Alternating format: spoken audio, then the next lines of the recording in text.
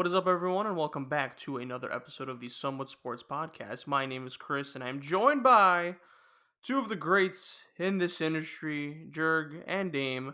Fellas, how are we this week? I know we're trying to survive some toxic air here in the Northeast because of some other countries fucking up, but nevertheless, how are you two? Um, I'm actually doing great.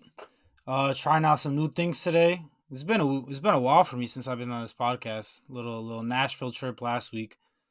That was fun. Saw the Titan Stadium from the boardwalk. That was cool. But trying out new things. Into golf now. I'm pretty bad, but I'm hoping by end of the summer I could come back on this podcast and be like, I grew a lot, and now I'm pretty good at golf, and I'm taking it on. But I'm in a good mood, good spirits. I'm gonna pursue this. Yeah, you were inspired by the merger. Oh, maybe I was, maybe I wasn't. I was gonna say, what if by the end of the year we just lose Dame to Live Golf? I mean, bro, go get that Saudi money. Go ahead. Oh, bro, I'll do anything for Saudi money. Yo, me too. Jurg? I'm doing good. I'm doing good. Like you boys mentioned, trying to survive the toxic fumes that are outside. Aside from dealing with the toxic fan bases and sports leagues on social media and Twitter, we have to deal with toxic air outside. But aside from that, I'm good. I am happy, and this is my piece. This is my release. I get to do a podcast with my two bestest friends in the world. I can't ask for anything better. That's large pressure on us, Jurg. Please, Wow. please. Yeah. But world may be fucking up, but sports goes on. Sports does go on, and we're gonna talk about sports. We have some soccer news that we're gonna talk about. I know, the surprise to many. Some soccer news on Somewhat Sports. We haven't talked about soccer Since the World Cup. since the World Cup, yeah. But this is pretty big news, so we have to talk about it. We have some football news. Two pretty big names on the free agency market because they were released from their teams. And then, of course, basketball, NBA news. We also have, you know, beating a dead horse, but we have some Damian Lillard news that we'll kind of, talk about. Not go too in depth with it because we've kind of gone in depth with it ad nauseum in our 3-year lifespan of this podcast. But then, of course, a big name has been released from his respective team in the NBA as well, Chris Paul. So we'll be talking about where he might go and what it could mean for the league, for the Suns, for life. So, fellas, let's start off. Well, are we good? Should we go right into it? Let's do it. I'm ready to go. Beautiful. All right, let's start off with soccer, as we always do. LOL, not really. So, Leo Messi, one of the greatest of all time, arguably the greatest of some, signs with Inter Miami of MLS. Fellas, massive news. He comes to America. I believe he was probably offered speaking of the Saudis, he was probably offered a shit ton of money in the Saudi league. I'm talking about generations, plural, worth of wealth. The rest of his bloodline would have been taken care of. Oh yeah, absolutely. So I don't know the exact number he was offered by the Saudi league, but I know he was offered by a lot. I know he was offered a lot. Huh? His last contract was 3 years and over $1 billion. I mean, shit. And it's crazy because Benzema almost made that much as well because he's also going to the Saudi league as well. But neither here nor there. And I think there was like some rumor about him going back to Barca, but I don't know how like Barca was gonna. I don't know how like money works in like soccer, but like I know it would have meant that they had to lower the salaries of other players in Barca, and I believe Messi didn't want that. From what I read. So he goes to Inter Miami of MLS. I have a screenshot here sent by Jurg from The Athletic. Quote, multiple sources involved in or briefed on the high-level league discussions said earlier this week that MLS and Apple have discussed offering Messi a share of the revenue generated by new subscribers to MLS Season Pass, the league streaming package on Apple TV+. Both sides view Messi's potential involvement in Major League Soccer as a boon. Apple and MLS signed a 10-year, $2.5 billion agreement this spring. On Tuesday, Apple revealed that a 4-part documentary series chronicling Messi's 5 World Cup appearances would stream on Apple TV+.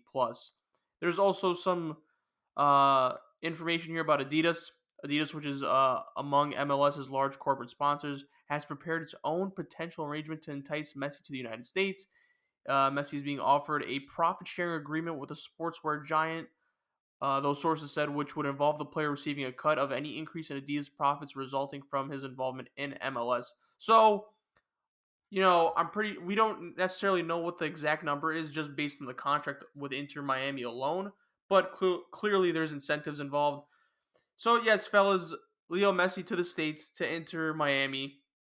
I believe it's not officially confirmed yet, but I think there's just kind of a verbal agreement. This is huge. This is massive. So I think MLS, you know, once David Beckham went there to the LA Galaxy, I think that was when everything kind of shifted for them. And I was like, holy shit, American soccer, like this is big, right? And I think over time, um, the elite soccer players of Europe kind of go past their prime and then they kind of go to America. Beckham's done it. Ibrahimovic has done it. And now Messi's doing it. Love Beckham, love Ibrahimovic. They're not Messi. Soccer in the West is growing. I think it's becoming big in America. We see basketball players wear soccer players jerseys all the time, and I think it's just growing as a brand here in America. And my God, it's growing as a brand. It's growing as a sport. And now you get Leo Messi to come here. Massive, massive implications here. Obviously, their Instagram follower count just exploded right after they found out Messi was coming to Inter Miami. So yeah, the Inter Miami Instagram page, just the amount of traction they've gotten. So obviously that alone, should tell you what this means for soccer in America, for MLS, for Messi in general. He's made generational wealth, so I don't know like how enticing the Saudi money would have been. Look, money is money, and Saudi money, like that's my God, he would have been just set for like Jurg said, his bloodline would have been set for life, for life. So I don't know. I kind of respect him for kind of going this route. I think it would have been a nice feel good story for him to go back to Barca. But again, I think if it meant lowering the salaries of other players, it comes at a cost, right? And it doesn't look so good. I think a lot of these, the Saudi league is growing, and I think Saudi, because they have money to spend up the wazoo, they're trying to go after every player that has any player with like a decent name to them that has the Benzemas of the world, the Ronaldos of the world.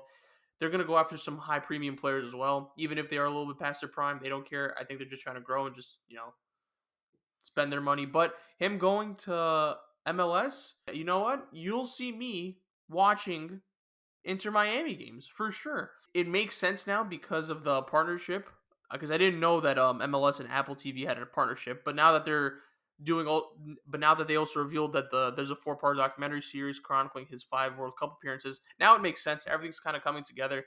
But yeah, man, I love this. I love this for soccer in America. I love that it's going to attract more eyes. And for him, Miami actually, like, a majority of their demographic is made up of Latinos and Hispanics. So I think he'll fit right in. I think he's going to get comfortable like quicker than I think we might expect him to. 0 taxes in Miami. I mean, enjoy life, brother. The weather there is going to be great. I think he'll adapt to American culture. It's Messi. I mean, I know a lot of people have wanted Messi to learn English for quite some time. He doesn't need to, but I'm not the bit like I love soccer. I kind of didn't get into soccer when Messi was in his prime, with the Ronaldo and Messi prime years. I commend like true diehard soccer fans for getting up early. I kind of missed the Messi era. Like I just didn't become like that passionate about the sport while he was on top, so I couldn't really watch him. And now, yeah, he's gonna be past his prime, but screw it. If I watch him on a regular basis in his last remaining decent type of years, because I know he's past his prime, but I still think Messi has some juice left. So it's gonna be cool to kind of watch that as his career kind of winds down. So to kind of watch that live, you know, as like a grown man, it's gonna be kind of bittersweet. It's gonna be cool to watch, definitely for sure. But I just think this is huge for soccer in America. I think this is huge for the MLS. They're gonna grow now that Messi's kind of gone there. I think some players will follow suit. Players that have like kind of worship Messi, they're gonna kind of look at the MLS down the line and be like, you know what, why not? So, fellas, anyone wants to comment on this? I know that we're not huge soccer purists, Dame especially, but I mean, any comments you guys want to make on this massive move, Jurg? Yeah, so kind of like you said, I'm by no means a soccer expert, analyst, fan, etc. Like I will willingly admit that. But I think the way to talk about this is just the overall impact it'll have on MLS and soccer in America. Because for a very long time, it's taken a long time. It's taken decades for soccer to really make inroads into America. And like you said, Chris, a couple of star caliber players here and there have come over from Europe in their later years to play here in America. Beckham, Zlatan, what's his name, Bale, as well for LAF. Mm-hmm. So like we've seen a couple guys come in, but no one of this caliber. This is the biggest athlete in the world. Like straight up, this is Yeah. the most internationally renowned athlete of his generation, you could argue. Now coming over to a league that clearly the entire league is all in to get him here, but I think to an even greater point, what the impact of this will be, Chris. Obviously, this more than legitimizes Miami as a franchise in the MLS because Messi's also like it's not been concretely reported what the percentage will be, but the belief, as well as the details that you mentioned with Adidas and Apple also giving Messi shares of stuff, Chris, is also Messi's going to get a share of Inter Miami's ownership as well, and not a insignificant amount. It's going to be minimum a quarter of the franchise, if not probably more than that, if we're being honest here. It's going to be big for that. MLS tickets have already been skyrocketing. You have tickets that were like $63 to an Inter Miami before the news the last couple of days are now several hundreds of dollars. The most expensive tickets for these games, let's say if it was 500, it's now over 2,000 in some of this. This is the Messi effect. This is going to make Inter Miami must watch for a lot of people, and people are going to buy the MLS package mainly just to see Messi, but now it'll bring more eyes to the sport as a whole in America, because I think the overall impact for this, boys, we know what the top two sports in North America are, right? It's basketball and it's football. In terms of the NBA and the NFL, there is no definitive third place for that. There is no definitive bronze medal. Major League Baseball has been having an issue for so many years with attendance dropping, with the average viewership just either staying stagnant or being older in age overall. It's been tough for MLB in recent years. The NHL, despite the new TV contracts the last couple of years, despite the good young talent there is, and I say this as a hockey fan, this league just cannot help but this league cannot stop shooting itself in the fucking foot every now and again when it comes to PR, when it comes to news, when it comes to why it trends in the news, when it comes to growing the game like it should. This league is just not great at that. MLS, with Messi being here, now has a chance to become the third most important league in North America, and I legitimately believe that. I think you bring a guy like that to completely change everything, to shock the system, to get more eyes, to get people watching. How many generations of young athletes now, how many kids in these future generations now are going to watch Messi, even if it's for the last couple of years, are now going to want to become soccer players? How the profound effect this will have, how much more investment is going to be had into MLS by big businesses, not just Adidas and Apple, but come the next, I know that they just signed it recently, Chris. How valuable are the digital rights going to be for MLS? How valuable is all this stuff about to become? This is going to be great. The valuation of all of these franchises just went up, not just Inter Miami, but the league's value just went up with this agreement. It's utterly amazing that one individual can have this impact, but it's the truth. And I think what Messi can do for the sport, we know, like you said it, Chris, great, probably the greatest of his generation, most would say, arguably the greatest of all time. Again, I'm not intelligent enough to properly have that conversation, but this is one of the definitive athletes of the sport of all time, and now he's coming to this league. It was already a legit league, but this legitimizes it and brings it to a higher standard. This is the biggest thing that could have happened to this sport, not just the MLS as a whole, but to the sport in America that has worked so hard to take it back. That the USA men's national team, it just like it's we've been saying it's a developing program for years, but when does it stop being just a developing program and when can it actually make news internationally for its talent, right? This could be the ripple effect that this sport needs. And I legitimately believe MLS has a chance to become the third league in America now, because the NBA and the NFL, well, NFL really first place, the NBA second will always be the top two. We need a bronze medalist on the podium. And because MLB and NHL just can't stop tripping down the stairs and breaking their own backs, I think this is an opportunity for MLS to make a massive stride here. And I'm all for it. I love to see competition.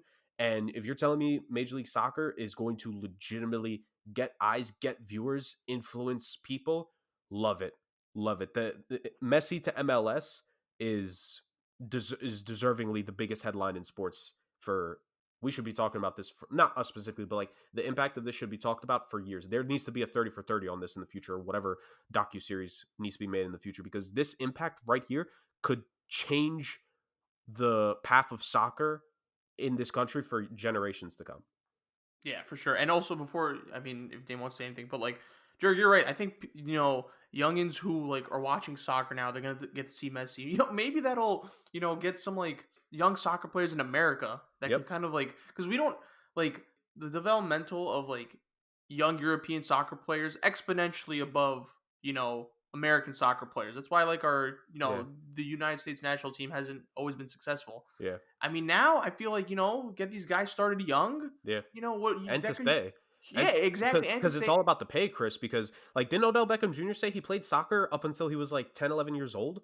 Like, Probably maybe it was him. Pat McAfee played soccer before he ended up being a goddamn punter. Like, now can you imagine guys who are the best at their positions in their various sports? Now could you imagine if they stick to that with soccer? Like, Yeah, I know it's not a guarantee, but and then America could make some noise down the line. The USA could make some noise down the line because I think I don't know the specific name because I think recently an Englishman, I think someone made the move to the United States national team.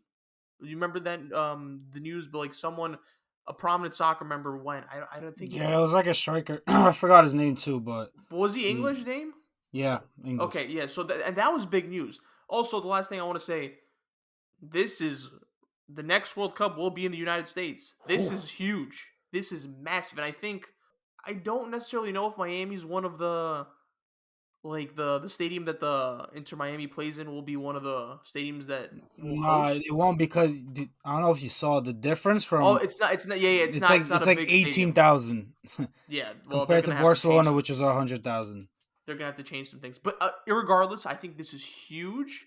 And I mean, I think that World Cup, the 2026 World Cup, I mean, as if it wasn't gonna be big already because of the United States. Now with Messi there, holy shit! I mean, I'm not saying like obviously Messi's not gonna he's not gonna be playing for the United States national team, but I'm just saying, just everything's kind of coming together for soccer in America. So this is great in my opinion. Dame, any final comments before we move, if any? I mean, I've always been a Ronaldo guy. Yeah, I know. If I've been in soccer, so I don't really care much about Messi. But for me, it's more about the thing you talked about, like the development of like youngsters in U.S. soccer. Because I am a U.S. soccer fan. I'm a fan of anything U.S. does. Like I watch U.S. men's soccer. I watch U.S. women's soccer. Just I want to see U.S. do well, and like you said, the development in European countries is so far ahead of the United States. The way they develop young players, that a move like Messi coming to the MLS will inspire young players to pursue soccer, because you have basketball to pursue, you have baseball to pursue, hockey, football, all these different sports that the U.S. is at the top in the world. That little kids aren't looking to play soccer. Like most of them that grow up in Latin countries will. But in the United States, they're going to these other sports. So maybe if you bring in a guy like Messi, who obviously is arguably the most famous athlete on the planet, little kids will maybe look up to that and pursue a path in soccer instead of these other sports, which will help obviously the U.S. in many ways. For sure. For sure. I'm all for it, man. I cannot wait. Dame, are you gonna go to Inter Miami games if you get the chance? Probably not with the way how expensive that is. Probably not. All right. Well, I know a lot of people will be. I think that ticket price surged for Inter Miami games, yeah. but fuck it, man. That's what happens. That's what happens when a talent of Messi signs with a team in the MLS. So well deserved. Shout out to Inter Miami. You get him. You enjoy him. Good. All right, let's move on to some NFL news. A few players have been released from their respective teams. Dalvin Cook was released from the Minnesota Vikings, I believe. Was it today? Anyone? Yes. Okay, Yeah. so we are recording on a Thursday. So yeah, Dalvin Cook was released by the Minnesota Vikings today, June 8th. And so he's a free agent. A few weeks ago, we didn't really talk about this. DeAndre Hopkins was released by the Arizona Cardinals. The Arizona Cardinals, I think, were trying hard to kind of shop him during the draft, especially, but I think they didn't like any of the offers, so they ultimately released him. So now these two studs are on the market now, and now we wait for them to sign with the team. So, fellas, let's start off with Dalvin Cook before we get on to Hopkins, because I think Hopkins is a little bit more enticing. Um, Dalvin Cook, I think the two teams I read that I don't know that are interested in him the most. I'm pretty sure both of them are gonna have like a lot of suitors, but the two teams that I think I read for Dalvin Cook are the Miami Dolphins and the Denver Broncos. Now, if you guys want to say any other teams that you guys might have in mind, fit wise, realistic options, whatever, or even dark horses, you go ahead. But in terms of those two teams, I can see why the Broncos want to go after him because I think Javonte Williams. I mean, he got hurt, and it was like a pretty bad injury. They definitely need some offensive weapons there, and I think Dalvin Cook would definitely help for the time being, especially until Javonte Williams gets healthy. I think Dalvin Cook would be the primary running back for them.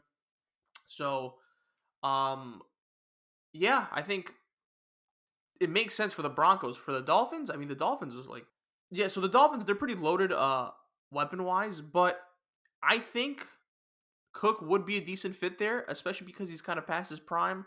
I don't think he's the same guy as like he was a few years ago, but because there's that offense is so stacked on the Dolphins, I don't think he would be required to do as much heavy lifting as he would with like for the Broncos per se.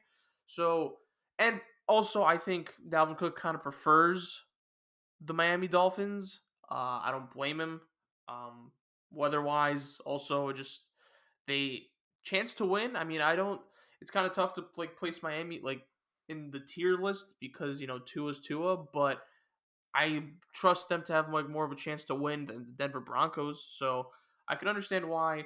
Fit-wise, I just think he could fit well more with the Broncos as opposed to the Dolphins. But you never know. You never know. But he could be required to do less with the Dolphins, which may be better for him. So those are the two teams I saw. You guys, well, A, what do you guys make of this news? And B, do you guys have any other teams that you think he would fit pretty well on? Dame, let me start with you. Well, for the news of releasing him, I don't know why they released him. Like, I saw a report that their cap situation isn't even that awful, and I mean, Vikings, right? yeah, like they cut Dalvin Cook. They're looking to trade Daniil Hunter. That's another. I mean, they're probably their only good defensive player on that team. So I don't know what's going on with that money situation or just in Minnesota in general. Um, Unless they're like just gearing up to pay Justin Jefferson like $100 million a year, but I don't see that happening. So I was kind of surprised to release him. I know they have Madison, but I just don't see Madison as a full 3 down back for a 17 game regular season. But for a fit, I like the Dolphins, and I think that's where he's gonna go. It seems like the Dolphins are kind of giving Tua all the possible weapons to succeed because next offseason is when he's geared up to get paid if they decide to move on with him as a franchise quarterback. So I feel like this is the maker. I mean, I felt like last year's a make or break season, but this is really the make or break season coming up.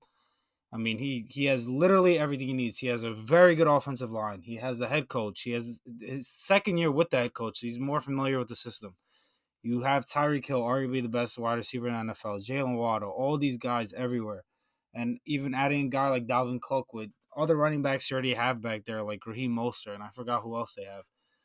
But they have so many weapons that adding Dalvin Cook will give him another kind of dynamic to that offense where it's not all relying on Tua throwing the ball and trying to get the ball from Tua's hands to their playmaker's hands. He could just hand it off, which is obviously a lot easier and puts him in a lot less danger from getting hit, obviously, if he's passing the ball. So I really like the fit for Miami. I think that's where he goes. I do like it in Denver as well, but I just think, I mean, Denver and Miami, two very different things, very different places to live. You also have to deal with Russell Wilson, who sucks. It's a lot more pressure on you. Obviously, as Dalvin Cook's getting older, we know running backs age. If Dalvin Cook wants to prolong his career, he doesn't want to have that much of a burden on his body, and that's what he would have on the Broncos because, I mean, they might as well give him the ball every play compared to letting Russell Wilson throw the ball. So I really like Miami as a fit for him. I'm still surprised he got released, though. Yeah, so I wasn't surprised he got released because honestly, the Minnesota Vikings, they've kind of put themselves in a situation the last couple of years with their salary cap where it's like, yes, there's cap space, but it's not smooth. They've constantly had to refigure things out because they've been consistently giving Kirk Cousins like mini extension after mini extension ever since he first got there, and making him damn near fully guaranteed for those mini extensions. Uh, like so many cap saving moves have been done, like them letting Patrick Peterson walk. Um, this summer they released what's it called, Kendricks, the linebacker, as well. Like they mentioned the trade of Danielle Hunter. Like I don't think it's as smooth as most people would have thought in Vikings land, especially because when you have to constantly like push guys bonuses and convert them, or like convert salary into bonus, that affects future years cap hits as well. And the Vikings have been one of those teams that have done that so many times. I think it's finally caught up with them in this case, to where they had to cut someone, and if they were going to cut someone, it was going to unfortunately be Dalvin Cook, who, for all intents and purposes, like, yeah, the touchdown numbers have been down the last 2 years compared to what it was a couple years ago, but he still had, aside from his rookie season, he's had 1,000 yards every other season of his career. He's only going to turn 28 in a couple of months. He's still got a couple solid years left in them, and he's been a part of the really good balance that there was in Minnesota between their offense and their between their passing and their running game on the offensive side of the ball. So from that perspective, it was disappointing to see, because I think Dalvin Cook could still very much contribute to a winning team. And, to the two teams you mentioned, Chris, I actually think I know, and especially me, I've been one of the Broncos' biggest critics. I actually don't hate, well, it's not that I don't hate the fit. Like, I don't think you can hate it. I think it would be a great fit in Denver. I think a Sean Payton system relies a lot on the running game. I think they need the option of the running back to help be that support, to help be that crutch to the quarterback. Because if there's one thing, like, yes, Drew Brees was a monster passing in his prime, but as he got older, the usage of Alvin Kamara and Ingram as running backs was vital in the offense. And I think a Dalvin Cook in Denver would be an absolute sweet addition. I think Denver's going to be pushing hard. They were already aggressive earlier today. I believe they signed Frank Clark as well. That's the guy who's third all time in the NFL postseason in career sacks. So they're adding to the defensive side of the ball. They could add to the offensive side of the ball, because Javonte Williams, I believe it was his ACL that he tore last season, and he tore it a couple weeks in, like close to the midway point of the season. So he may not necessarily be 100% to start off this year. And if you give him a nice balance, you have Cook and Javonte Williams there, I think that would be an amazing 1-2 punch. Whereas in Miami, like, yeah, Dalvin Cook in theory would be the number one back there. Would it be a case whereas last season, we said for the longest time, 49ers, that their big thing was a balanced running back room. But then they got Christian McCaffrey, right? That somebody on this podcast called that. And now you go to Miami, where it's a similar thing, because their head coach was the former 49ers OC and McDaniel. And you have a running back room there that is balanced. There's no one miles above the other there. There's Raheem Mostert. There's also Jeff Wilson Jr., I believe. So literally that's two guys that he had in San Fran that he now has down in Miami. Cook would obviously be an upgrade, but would they be able to still have that balance, but also allow Cook to do his thing, which is what Kyle Shanahan has found a way to do with Christian McCaffrey last year. McCaffrey had a pretty good back half of the season with San Fran, and is projected to have a pretty good 2023 as well. Can Miami figure that out with Dalvin Cook? I'm not sure. So I'm actually going to play devil's advocate. If I was Dalvin Cook, I would maybe consider, if the biggest thing for his career at this point is he still wants touches, and this is a guy who's made it to 4 straight Pro Bowls the last 4 seasons, I might argue going to Denver. I think there's a legitimate argument for him to go to the Mile High City and see what he could potentially help on the offensive side of the ball there with. Would overall Miami probably be the option that most people are picking for a wild card spot? Absolutely. And if the big thing is to make it to the playoffs, I think Miami would be the case. But if you want to talk about the potential of touches, I think a argument is to be made. I think Sean Payton can figure out a running back room with a talent like Dalvin Cook much easier than I think McDaniels can, because McDaniel has not had a running back of that talent in Miami. And I think it is something to say of, would he be able to get the most out of Dalvin Cook while also implementing the philosophy that he has always ran offensively with running backs? I don't know. So I would actually maybe consider Denver, like a strong consideration to Denver if I'm Dalvin Cook. Yeah, they also beefed up their O-line this offseason, so. Oh, they absolutely did. Speaking of former San Francisco 49ers, McGlinchey was like one of the star signings for them at right tackle. So he'll have protection for sure. Ooh, yeah. All right, let's move on over to the other hot name in free agency, in NFL free agency, who was also released by his team. I don't want to say respective team because the Cardinals are a dumpster fire right now, but they also have the Texans' first round pick next year, so that could be a team that has Caleb Williams and Marv Harrison Jr., but neither here nor there. They released DeAndre Hopkins. Fellas, look, I don't want to, let's not talk about, like, the Cardinals fucking up and just, not finding a trade partner for DeAndre Hopkins. DeAndre Hopkins is 31 years old, just recently turned 31, based on, us fact checking that.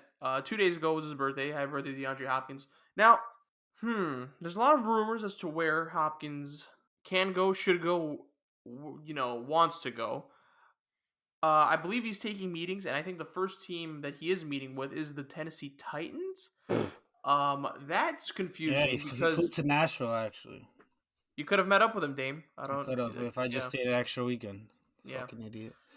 But it's okay. But so here's the thing. He named before he got released, and I don't know if this was a tactical move or something like that, but like he named his top 5 quarterbacks.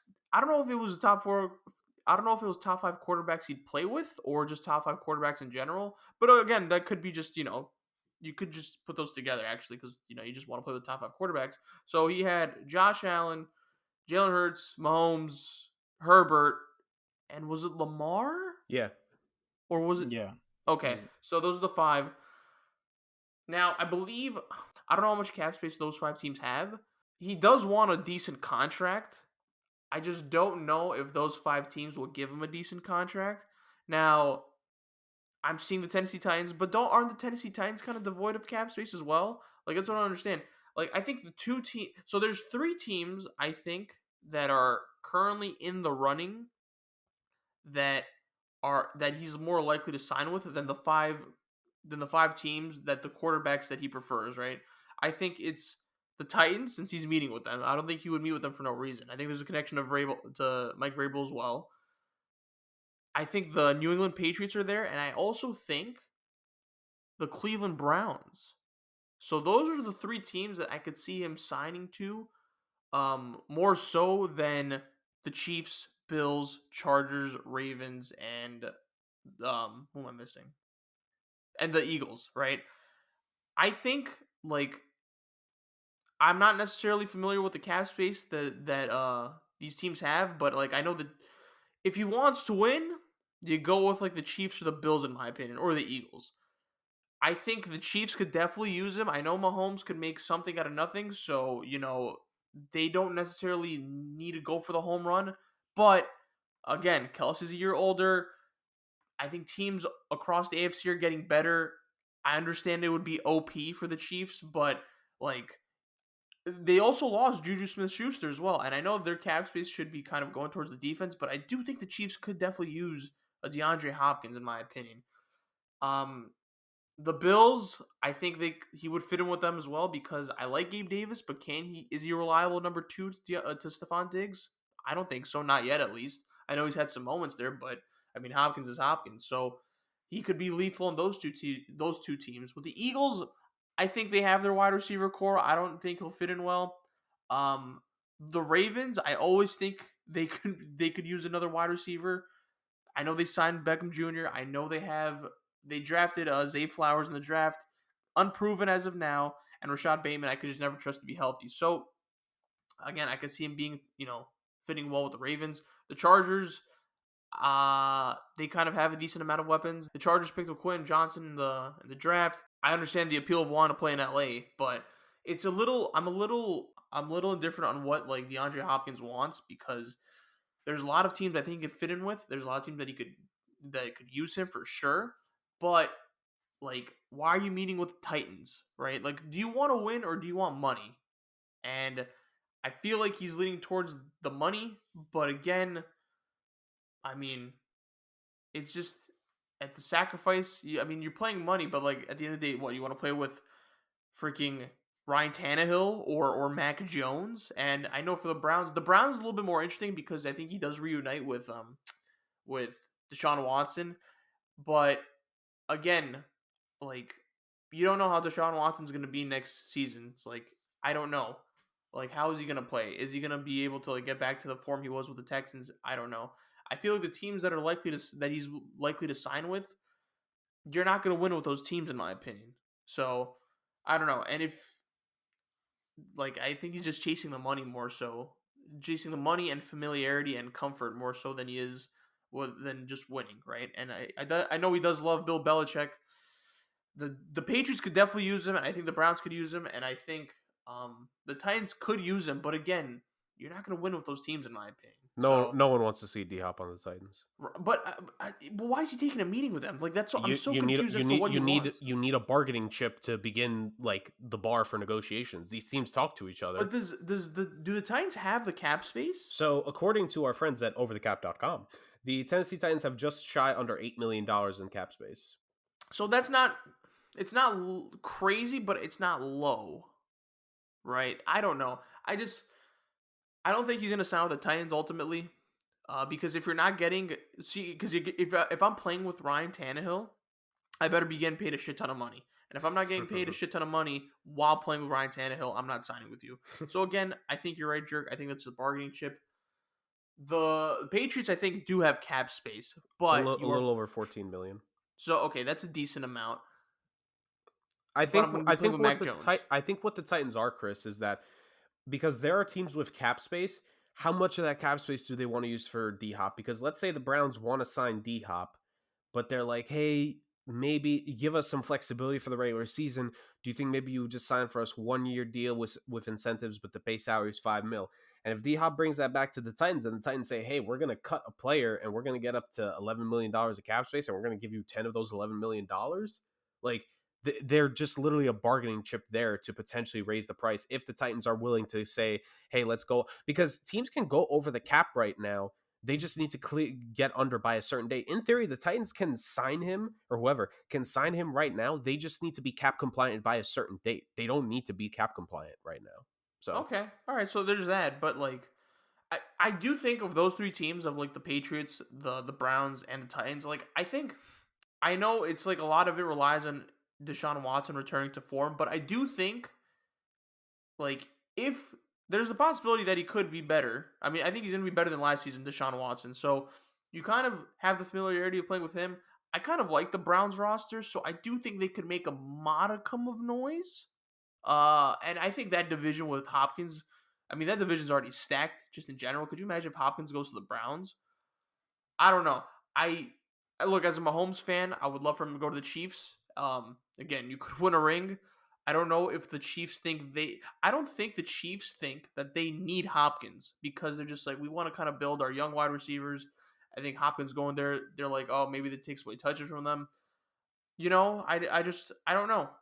I hope he doesn't go to the Bills, because again, we established this last week. We are an anti-Bills podcast. We can't have them win anything. But Jurg, where could you see DeAndre Hopkins going? Where do you see him going if you had to make a guess? My top two picks would be the Ravens and the Chargers, actually. Okay. So he gets to play with two of the preferred quarterbacks. Okay. Absolutely, and I think that's going to be where he goes. I think with the Ravens, D-Hop immediately becomes the definitive number one guy there, and I think he becomes a leader in that locker room. And more importantly, you said it best, Chris. There's no such thing as getting too many weapons for your quarterback, and especially a team that has been devoid of any offensive skill position talent over the last couple of years. I think the Bush administration, the first one, was the last time the Ravens had a decent wide receiver there. First one. So ultimately, I think Baltimore, it makes sense from that perspective of, I'm sure Lamar would most certainly welcome him with open arms.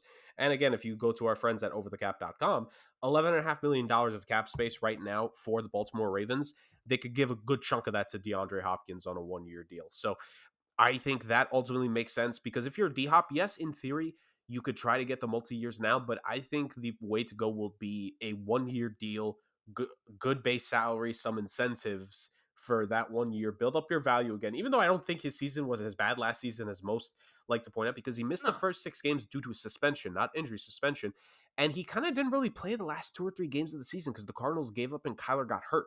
And I think he has gas. He still has gas left in the tank for sure. Yeah, absolutely. So I think you're getting a guy in DeAndre Hopkins who can still play at the peak of his form. Remember, this is a guy who a couple seasons ago caught 130 passes and didn't have a single drop. It's pretty good. And I think there's enough supporting pieces in Baltimore specifically to where it's fine. It's nothing spectacular, but it's to a point where D-Hop won't feel like he's isolated by himself. Now, the reason why I also say the Chargers a little bit of a dark horse, but a little bit of a team that I really think could use DeAndre Hopkins, even if we don't think on top of our head that, why would they need him? So first, Chargers, $12.5 million of cap space at the moment, so they could offer maybe even a little bit more than Baltimore. But remember, Mike Williams got injured late in the season last year, guys, and everything I've been reading so far this offseason, there is no clear prognosis on how his back is looking to this year, which, again, Brendan Staley should be fired, but irregardless, if your guy who's supposed to be, I would argue, the number one receiver, because Keenan Allen is starting to get up there in age as well. Like, if a guy who could arguably be your number one in most games is like, you don't know what his status will be for the full season. And yes, I know Quentin Johnson is talented. I believe in his talent, but A, he's a rookie, and B, he slipped for whatever reason in the draft projections. Why not bring in a guy like a DeAndre Hopkins who, good Lord, if Quentin Johnson is learning from a locker room that is DeAndre Hopkins, Keenan Allen, and Mike Williams, through osmosis, he's going to learn how to be a good wide receiver. Like, holy hell, that is an amazing locker room for a young guy like that. Like, I think if DeAndre Hopkins goes there, because again, Mike Williams is iffy on his injury right now, and even let's say he is healthy, look, I'm gonna be real with you. Keenan Allen gets hurt every once in a while. He's had 2 season-ending injuries in his tenure in with the Chargers, and I think both may have been when they were goddamn San Diego. So this is not a wide receiver room that is necessarily a clean bill of health career-wise for these guys. I think D-Hop could very much still find a role with the Chargers, and I think for a team like LA, you bring in a big name in DeAndre Hopkins. I think that gets buzz in the city. Again, you're trying to compete with the Rams, who, yes, they had a bad season last year, but at the end of the day, they have a Lombardi in the LA ever since they moved to LA, and you have a 27 point blown lead to the Jacksonville Jaguars in the playoffs. One of these things is not like the other. You need to do something. You need to do something if you're the Chargers, and I think just offense to go up against the AFC. Like, I think that would be big, because if the Chargers want to try to play up there with the big boys, if you can't do it defensively, you might as well just be able to score with them. And getting Justin Herbert another weapon is not a bad thing anyway. We've seen him throw it to third and fourth string receivers because his guys get hurt. But I have DeAndre Hopkins there, so I would say, me personally, I got the Ravens and the Chargers as my top 2 to try to really push for D-Hop. Dude, Justin Herbert and Hopkins would be crazy. Yeah. Oh, by the way, Dave, before you go, speaking of the Titans, Traylon Burks, quote, that's when asked about the Hopkins rumors, that's something I can't control. He's an awesome player, great player, would be fun to play with him. So if we end up getting him, we get him. If we don't, we don't. No offense to him, he's a great player, but I like playing with who we have here. So you should be begging to have a guy like that next to you. That's someone. Oh my god, like, bro, he would take off so much pressure off. Yeah, go ahead, Dame. So it sounds like Burks doesn't want to play with Hopkins. Yeah. So the thing with Hopkins and, like, say for example the Chiefs, I don't think he fits the Chiefs. Like, I feel like the Chiefs need wide receivers that you can, like, Go make far. things happen in space. Like, you get them the ball and they're like yard after catch kind of guys. Like, Tyreek Hill is perfect for them. A guy like Sky Moore is really good for that. Like, this is why I thought they really should have pursued DJ Moore a lot more, because I think DJ Moore is that kind of guy. A guy not so much like a straight line, just throw it up and go get it. More of like, run a slant here for 7 yards, Patrick Mahomes is going to dodge you, and you go get 5 more, something like that. I feel like DeAndre Hopkins is more of like a 7-yard curl, fall down, get tackled, like stuff like that. So I don't really think he fits their, like, fast kind of offense. But talent is talent, and he would be by far the most talented receiver that team has. And I'm sure Patrick Mahomes and Andy Reid would somehow make him fit into that offense. I truly like the Bills for him. Although, I mean, like, listen, Josh Allen is on the Madden cover, so irregardless what happens, that team's going to shit this year. It does not matter. So, it's like, who cares who they get? Something's going to go wrong. But putting him opposite of Stephon Diggs takes a lot of pressure off Diggs, takes a lot of pressure off DeAndre Hopkins. Compared to these other teams, like, the Patriots stink. The Ravens, I mean, I don't even know if they have the money. They barely paid Lamar Jackson. I don't know if they're going to have the money to bring in a guy like DeAndre Hopkins. That's also another thing before I go on to other teams. DeAndre Hopkins is not, he just needs to be more realistic. He's not going to be one of the highest paid receivers. Like, that just can't happen if you want to kind of contend and be on any kind of winning team. He's going to have to take a pay cut for the Bills, Chiefs, any of these top tier teams.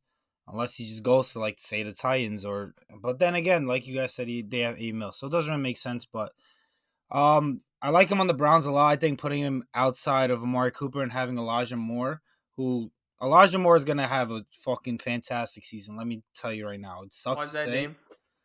name? He's just really good, and the Jets just didn't know how to use him and hated him, and Zach Wilson hated him. But I think he's a dynamic player that if, like, say DeAndre Hopkins went there, who already has a good connection with Deshaun Watson, putting him and Amari Cooper on the outside and having Elijah Moore on the inside, I think that'd be an incredible offense and have so many different kind of options to passing the ball. And obviously, you still have the run game with Nick Chubb. I think that'd be a great fit. The Chargers, man, like, it's just hard because Keenan Allen, Mike Williams, Quinn Johnson, it's all these big guys. Well, besides Keenan Allen, but like Mike Williams and Quinn Johnson are both big guys that play on the outside and can't really play on the inside. So it's good. It's really hard for me to see him fit there. I know you can easily move Keenan Allen to the inside. He's an incredible route runner. He's more of a smaller guy. But Quinn Johnson, Mike Williams, man, those guys are big guys that really only play on the outside and can't really play in space. So I think DeAndre Hopkins there just doesn't make sense. But then again, it's kind of like the Chiefs thing. Like, you just can't have enough playmakers and enough great talent on your team, especially at the wide receiver position. So yeah, I'm just gonna stick with the Bills as my prediction and where I think is the best fit. I'm gonna go with the Browns. I think he signs with the Browns. I forgot. Like, yeah, dude, Amari Cooper and Elijah Moore and him. Like, I always felt like they needed a receiver to take the pressure off Cooper, and man, Hopkins will definitely do that. I think he goes to the Browns, so that's cool. Three different teams that we think he's gonna play for. Browns, All right, Browns is a real X factor going into next season, depending on how I'm they finish telling out you, here. Jurg, if Watson shows like a modicum of improvement, or at least shows that, just a modicum of who he was, Yeah. Prior getting excommunicated, rightfully so, from the NFL, they could make some noise, man. Like that what it's the Ravens, the Bengals, the Steelers, and them, right? Yeah. Though you could make, I mean, the Bengals are the kings of that division. Ravens got better. I think they got better. And the Steelers got better, man. And you also have Mike Tomlin. They're always going to be good. Yeah. Browns need to make some moves. And I think if Hopkins goes there, I think it's anyone's game. I think the Steelers a little bit less, but I think it's anyone's game at that point. The AFC is so stacked compared to the NFC. It's not it's not even close. It's ridiculous. And of course, my fucking team is in the AFC, bro. I can't ever win. Like we're talking about, like, we're gonna have a legitimate case here where the third best team in some of these AFC divisions would take out the top team in like two of the divisions in the NFC. It's wild. Yeah. It's ridiculous. Bro, baseball, I got the Astros to deal with. Basketball, I got Giannis. And now I'm in the AFC. I have Mahomes, Burrow, Josh Allen, Lamar Jackson, Trevor Lawrence, fucking Justin Herbert, everybody. I guess I have Aaron Rodgers, though. I don't know. We'll see how that goes. Yeah, we'll see. Would have been cool to say a few years ago. I don't know about now. Okay. All right. Let's move on to basketball talk, because there's some NBA stuff we need to talk about. Let's start off with the Damian Lillard stuff. Let's get the shit out of the way. Damian Lillard was on a podcast. I don't know whose, but he was talking about preferred destinations. And I think, I don't remember what the question was, but I know that he said that he, of all the teams, I think it was of Brooklyn, of Boston, of New York, Knicks, and Miami, he put Miami at the top of that list. And then he proceeded to say, yeah, Bam is my boy. So, Jurg, you could comment on this after, I finished, the rest of it. But he wants to play for the Heat. I don't know if this was said, but I think if they win the chip, if they beat the Nuggets in the finals, then I think Lillard said he doesn't want to sign with them.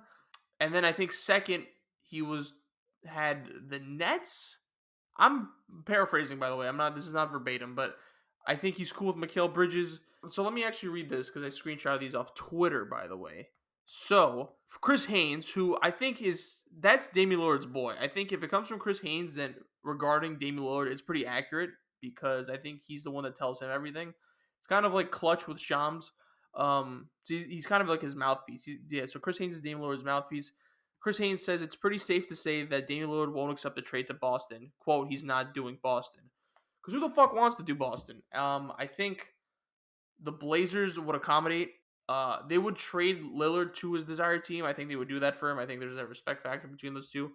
Haynes on which teams would be on Damian Lillard's trade list. I'll leave it at the Nets and Miami. Haynes said earlier in the segment that he's in frequent contact with Lillard. So, fellas, let me say this. I do think he gets traded. I know there's been noise, and I know there's always been this type of shit for years now, but I do think the writing is on the wall. I think he's going to get traded this offseason. I think the Nuggets win the finals, so I do think he goes to Miami then, if that's the desired team. Now, it kind of like Miami has to kind of agree to it, of course, as well, and they have to agree to kind of give some compensation. But because they're the team that he wants, and the Blazers kind of just want to do the respect thing here, they might take a package that's like not as strong as like another team's package for Damian Lillard. The Nets here don't make sense to me. I understand you want to play with Mikal Bridges and he's your boy, but why? Like, you're not winning shit in Brooklyn. I, I know the Nets kind of they got a lot of pieces from trading KD and Kyrie, but do you want to like go through that type of experience again and not win? Because I'm sorry, you're not winning shit with Lillard and Bridges. I don't know if there's a third star they would get in free agency. It probably won't work regardless, because I don't think a B or C tier star with Bridges and Lillard gets you anywhere. I don't know. I think he does go to Miami. Jurg, this is your team. Yes. So in the event that the Heat don't win the finals and they trade for Damian Lillard, what do you think that package looks like? Would you be satisfied at that package? How do you feel about Lillard going to the Heat, your team? I know it's it's Heat and Jimmy, but these are also two aging stars, by the way. Yeah. So they're going to be paid so much goddamn money. A lot of factors going into this. So take it away, pal. So I don't have to worry about this because we are going to come back and win the series. So I'm not worried about that, obviously. My fandom aside. So would you want me to react to the idea first, or just say what I think the trade would be? React. Okay. When I saw that, so first off, if the Heat win the championship, he wouldn't want to go there. I'm done with this guy. He's such God. Just go to another team. You literally NBA social media is one of the most toxic places in the world. It's more toxic than the air outside now in certain instances. But I promise you, if Dame were to get traded, we would all agree it's about damn time. We would all agree, you know what? He deserves it. He gets a pass. No one would criticize Dame wanting to get the hell out of there because we all wanted for him. Same with Bradley Beal in Washington, but that's a whole different thing. Now, aside from that, if my reaction, I'm not surprised. Dame is good with Jimmy. Jimmy is closer to a lot of star players than I think most people give him credit for. Despite the fact that he's allegedly someone that people don't want to be around. Apparently, a lot of stars want him because Kawhi, he didn't want Paul George at first, which no one wants Paul George as their first option. He wanted Jimmy, but then Jimmy got sent to Miami, and then it became Kawhi and Paul George to the Clippers, and not Kawhi and Jimmy. Like, Jimmy was supposed to be Kawhi's second guy in Los Angeles, and maybe that franchise would have actually done something if it was Jimmy and Kawhi. But there was there. Jimmy's still close to, like, basically anyone who he won that gold medal with in 2016, like, Jimmy's relatively cool with. And Dame is just cool with a bunch of guys. I know he said Bam specifically, but I'm sure Dame and Jimmy would be fine enough as is. So I wasn't necessarily surprised. Like, it's all about friendships and relationships in the NBA and pro sports in general. And there is a connection there for those two, for Dame to be in Miami. And plus, I think he sees Eric Spoelstra and he's like, God damn, that'd be the greatest coach I've ever had by a country mile if I went there. So I think there's some appeal there. And also Pat Riley. Like, this, let's just say this. The Heat on their worst day is better than anything that Dame has had in Portland. Let's just keep it real. So he would go to a first-class organization, the most successful team in the conference in the East in the last 15 years. You jamokes who didn't listen to last week, let me reiterate that. He'd be going to a team that has that pedigree in the modern era of being able to find a way to make it out of the East. And he would certainly be a scoring presence for this team that, in the instances where Jimmy can't create his shot or isn't aggressive enough, and look, I love Bam, but if I see him take one more goddamn pull-up mid-range jumper in the paint, I'm going to throw something at my laptop. I think Dame would be a valuable asset, to say the very least. What a trade package would look like, if he says he wants to play with Bam, and I promise you Jimmy ain't getting traded after this, it's kind of limited what Miami could do. I would say, starting with salary matching, because Dame's going to make a lot, Hero. Yeah, that's the primary piece, I feel like. Hero would be the primary piece. Duncan Robinson would be that. whatever first round draft picks the Heat are somehow able to maneuver their way over to Portland, which I think Miami is slowly starting to get to a point where they have a couple more future first rounds to play with. So it could be a case where it's a couple firsts in the future regularly and then a pick swap or two. If I had to maybe make a guess, I would say 3 first round picks plus 1 pick swap. I'm not saying that's what I wish we would trade, but I don't really see how many other options we have. I think it would have to be that. Do you see a third team possibly getting involved? Perhaps.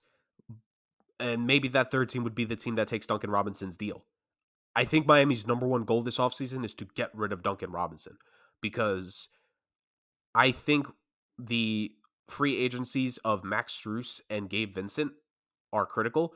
I think Gabe Vincent has been phenomenal in the postseason for Miami, and I'm trying to find a scenario in my head where we keep him. And maybe this would help with that. Oh. It's tough, man, because there's also the Kyle Lowry contract to have to deal with. Like I know. The problem with this team is, simply put, there is one too many bad contracts here, and it's Lowry and Robinson, who, ironically, in moments in the Heat postseason, like, yes, they in spurts have been some of the Heat's best players. Duncan Robinson helped them win the game 2 against Denver, and Kyle Lowry has one game in every single series, at least, that he just looks like he did when he was a 6-time All-Star in Toronto. But the fact of the matter is, like, yes, those guys have played key roles in the postseason. They have also been they're also two of the worst contracts in the league, and probably the 2 worst on Miami's roster. Yeah, maybe a 3-team deal would have to happen to get rid of both of them, man. Who knows? Because, look, and I know we're a little bit past it, but it still was pretty recent. The COVID pandemic affected Carnival Cruise Lines, and the Arison family, like, that's their bread and butter, money-wise, aside from the Heat. Like, that's how they made their names. And with cruise lines in Miami, and they're like, yes, they're slowly coming back, but I don't think the Arison family necessarily wants to go super deep into the luxury tax, especially with the new salary structure, which is basically trying to kill off the NBA middle class and punish those that have to pay, go into the luxury. I think the Heat, the only realistic thing I see here is a trade that somehow gets both Lowry and Duncan out of Miami, but also getting rid of Tyler Hero. Like, I'm not saying we somehow keep Tyler in all this. Trust me, I'm not. We could send him and his baby mama over to Portland, Oregon. I don't give a damn. I don't get me started. Stupid bucket hats, man. It's these blue blood kids, bro. It's Zion, it's PJ Washington, it's Oh, Tyler boy. Hero. They're all screw ups. Like, good lord, they cannot figure out the streets. But I think that the best case scenario would somehow be Lowry getting the hell off this team, and maybe the 3-team deal that team needs. Maybe that team takes Duncan, and Lowry goes to Portland, and then Portland just waives his contract because it's only 1 year left. It's a player option, which is why I'm mentioning it, because we know he's going to pick it up. Kyle Lowry is not getting this kind of money from anybody in free agency. Like, there's just so many complications that have to do with this, because in wanting Dame, I'm sorry for sounding selfish, but I need to keep this bench together.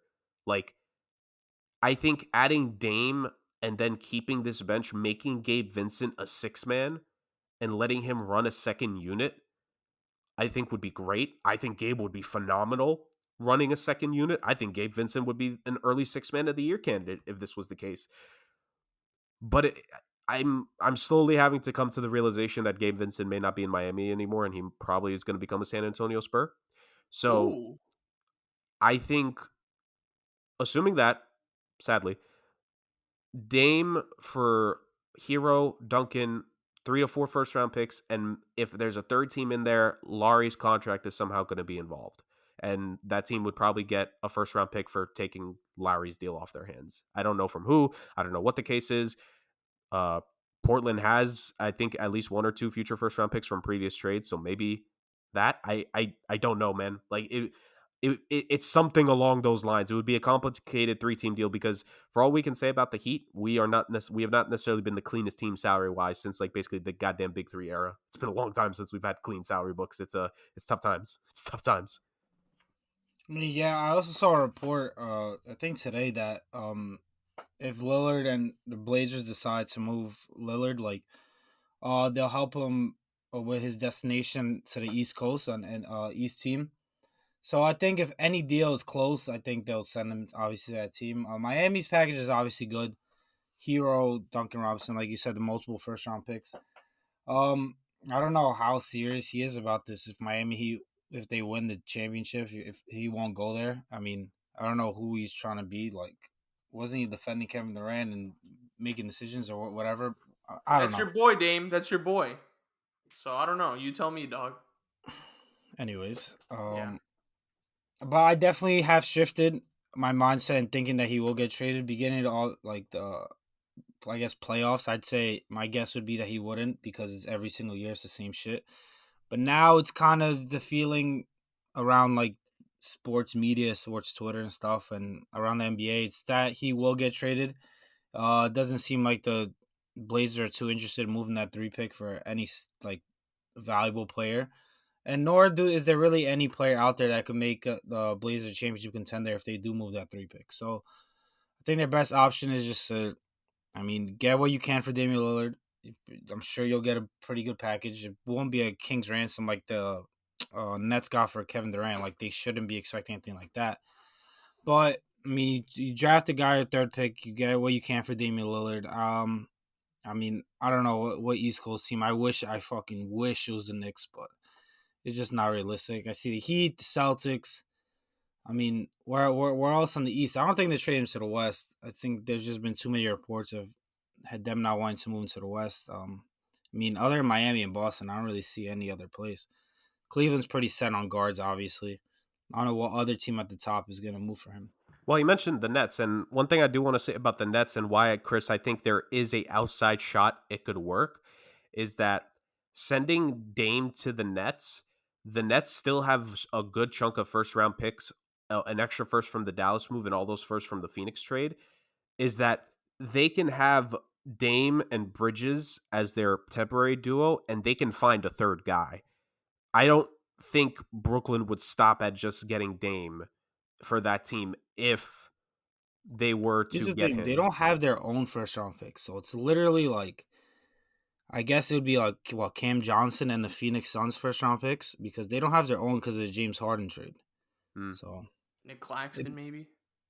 Yeah, I guess, but then how good is that team really? But I think Nick Claxton is a really big piece to what they do and their like team defensive identity. So I think that'd be a really big loss. But That's what I'm saying. I don't know, man. obviously, you have to give up stuff. Yeah, It's get tough, rid of bro. Cam Thomas because Cam Thomas be bitching over here. But I don't know. Like obviously you have more of a chance to win with the Miami Heat, but I don't know. Lillard The wants to. Sixers. Sixers are an interesting option as well. They are. I just can't see them. That's only if they lose Harden, though. Like Dame and Harden on a team. I think they do lose Harden though. IMO. Okay, But again, but then like you'd have to trade Maxey for Dame. yeah, you Yeah, trade no, I the think you have to trade Maxey one way or another in that kind of deal. Portland's not. Portland will help him go somewhere, but they're not gonna take absolutely nothing in return. You know. Portland's gonna have so many mediocre goddamn guards in a Dame trade. It's ridiculous. Yeah. Oh my god, there's so much just offense there and not enough in two-way play. Good lord. I do think though, like if they were able to snag like one of these blue collar players, I don't know why I said blue collar, but that's like the term I always hear. You mean blue chip? Blue chip, there we go. I don't know why blue collar, like they're freaking construction workers. But if they could snag like a Tyrese Maxey and a Tyler Hero, that's a W for them. Because then you like with the 3rd pick, and then you have an Anthony Simons, Maxey / Hero, Brandon Miller / Scoot Henderson, and a Shaden Sharp. There you go. You have a decent young core right there, which is what we've been saying for so long. Because that's the type of like that's gonna happen if you trade Lillard. Because you already have some decent young pieces. Don't you have they to finally try... listen, but it's been like 3 years late. Don't you have to try to make sure you get Miller if you have... Because you can... Yes. You need a wing. Like... I agree with you. Even though I think I like Scoot Henderson more, but like I think he just fits next to whoever they get and Anthony Simons and Shaden Sharp. But... That's a lot of minutes in the backcourt. That might be... Like people are talking about the Heat having a small like lineup in the playoffs. We might see a goddamn 5 guard rotation in Portland at that rate. Yeah, I don't know. I think he gets traded though. But speaking of guards, a certain guard, Chris Paul. So there some like conflicting reports here because I think Chris Haynes was the first to kind of drop the news that the Suns were releasing him, but then Shams Shams, good old Shams, tweeted that the Suns and Chris Paul are exploring multiple options, including a trade, stretching his contract, or waiving and re-signing him in free agency. But Phoenix expected to discuss trades ahead of Paul's June 28th contract date. So it was a little weird because I think, was Haynes the one that said you straight up got released? Is that I what? believe it was. So like, I don't know what's happening here because I had a feeling that the Suns were going to do something with Chris Paul. I just didn't know what exactly, but I thought once they released him, the possibility of him also coming back, re-signing, but on a smaller contract, that didn't occur to me. But then I'm just like, yeah, I could see that. I could see that. Um, if he were to leave the Suns, the only team, there was two teams I could have seen him signing with. The Lakers, just because, like, it just makes sense. And also LeBron's there. And the Celtics, right? I think he would fit way better with the Boston Celtics. They just need a facilitator bad. I know he's past his prime, but again, you have Tatum there. I don't know if I think you'll have Brown there. I just think he would fit better with the Celtics than you would for the Lakers. But I think he does not want to sign with the Celtics. I don't think anyone wants to sign with the Celtics. So I think Windhorst reported that he can't see Paul going to a team other than the Suns or the Lakers. Now, I was watching First Things First a few hours ago, and they were kind of talking about this. Now, I think that he's prioritizing a championship here. That's gonna, he's gonna base his decision on which team he can win with the most. But they brought up an interesting team that could throw the bag at him. One final pay. And I thought it was interesting because the fit, they need a point guard. And I think the fit could be decent because of what's coming to their team. Do you guys want to guess which team it is? It's in the West. Clippers. No. I'll give you one more. Dame, you take a guess, then I'll take one. A West team. West team. What did they make the playoffs this year? I don't want to give it. No. Mavericks. No. Jesus. The Spurs. Yes, the Spurs. Oh. And I'm just like, I could kind of see that a little bit. Obviously, like, we talked about the Spurs once they won the lottery. It's just like, do they kind of go all in because you got Wemby, or like do you kind of have to give it a few? I think we're kind of in the middle of like what they should do. But we were talking about how there could be a gap in that point guard position. I was like, I think which Jones? They have Trey Jones, but again, he's a point guard that you have until you find your legitimate point guard. Chris Paul, I don't know. I could see it. You get the bag there. You play with Wemby. It's the Spurs. You play with Popovich. You're not far away from LA because I think that's where his family is. I could kind of see it, and I think I kind of like it. I don't know. So, fellas, what do you make of this news? Where do you see Chris Paul going? He could go back to Phoenix as well, but just on a smaller contract. But what do y'all make of all this? Where do you see him going if you were to officially leave the Suns? Dame? I mean, like you said, no one really wants to go to the Celtics. The clear and obvious choices like the Lakers. I mean, Dwayne Wade has played with LeBron, Carmelo's played with LeBron, Chris Paul's kind of like the missing guy. And I've always kind of wondered how. Hold up. Let me clear my voice. Sorry. And then I've always kind of wondered how Chris Paul and LeBron would kind of fit together because they both are like incredible floor generals and they both kind of need the ball. I think LeBron needs at this point in his career, especially this season, has kind of learned to play a little off the ball. So I think that transition to them playing together would be a lot easier. But I don't think Chris Paul is that much of a difference maker as he used to be. So I don't think like he really tips the scales for the Lakers and the championship hopes. I mean, I think the Clippers it's just not happening. I think it's a really good fit. I think he would help them a lot, but I just don't see him going back to the Clippers. The Spurs are a very interesting choice. I mean, he would have to understand that the championship days are officially over. Like it's done, but you're going there with the absolutely generational talent that the league has never seen before. You're playing under Coach Pop. You know Coach Pop is going to get the most out of you and treat you well and still teach you things that you may not know about the game and will let you be the leader. But I think he could be a really good asset for a lot of these contending teams. I mean, Miami, if they get rid of Lowry, I think it's a good option there. The Milwaukee Bucks, I think, is a good option there, but they also have Drew Holiday, so that's kind of complicated. But Chris Paul, I don't know if he would, but if he takes a role off the bench, he could be a really good piece for the Bucks, being that floor general off the bench. He'd be great for Boston, but let's just hope he doesn't go to Boston. I mean, Chris Paul isn't the player he used to be. We all know that. He might be even worse than a lot of people think he is. Like, he might be actually overrated, but I still think he could be a very valuable asset to a lot of teams. My guess is just the obvious, is going to be the Lakers. I try to be different. I really thought about it, but it just makes too much sense at this point in his career. And it's LA, it's LeBron. You're still contending. You just still have all the stuff that like you would want at this point in your career. So I think, in my opinion, it is the Lakers. I know it's kind of a sellout, but it's just what I think is gonna happen. Man, him and AD, bro. The amount of injuries we're gonna have between those two. Yeah, it's Los Angeles. I hope they have a pretty good medical facility, close to crypto.com arena, whatever the hell they're calling it now, because you're gonna need it. There's gonna be a lot of emergency room visits this upcoming season for Lakers players, it seems. I'm kind of with Dame. Like, look, as much as a 1 year experiment with the Spurs would be fun, because good Lord, Greg Popovich and Chris Paul, that room, that those two alone will forget more basketball than any one of us will be able to remember and know in our lifetimes. That being said, I think the championship needs to be the goal in mind here for CP3, because at the end of the day, look, I firmly hold Chris Paul as one of my top 5 point guards of all time. I would even argue in certain instances top 3. I think it's a fair argument. But you look at all the guys that are in that conversation: Magic, Steph, Jason Kidd, Isaiah Thomas, Oscar Robertson. They all have a championship.